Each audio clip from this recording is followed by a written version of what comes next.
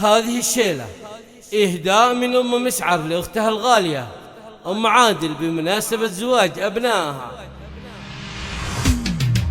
مرحبا يا ضيوفنا وعدد هم السحايا، يا هلا عند أم عادل بنت نجمة الوفية. أم عادل رحبت باللي حضر عزول حاي، والعطور الكايدة تنسق ويا الشاذلية. مرحبا يا ضيوفنا وعدد هم السحايا، يا هلا عند أم عادل بنت نجمة الوفية. يا هلا عند أم عادل بنت نجمة الوفية. أم عادل رحبت باللي حضر عزول حاي، والعطور الكايدة تنسق ويا الشاذلية. افرحي يا أم عادل والعبي والعز هاي، واعتلي فوق المنصة والعبي والنار حيا. أم عادل يا نصيلة جعلي أيامك قرايب، فرحة عيالك كبيرة جعلها بعمرك مديدة. أم مسعر تهدي يا الأبيات في حفل الحبايب، من غلاك غنت الحن القوى في الشاعرية. والله يبارك لهم عسى الفرح وبلو سكايا، يزيدوا في صلجع للخير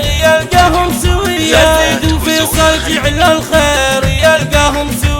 يا عسى التوفيق فال عن عمرهم ما يغايب، والله يديم السعد بيامهم صبح وعشية. والنعم في يزيد اللي فالوازن قوم نايم، الشجاع بالمراجل والوفا والمقدرية. الشجاع بالمراجل والوفا والمقدرية.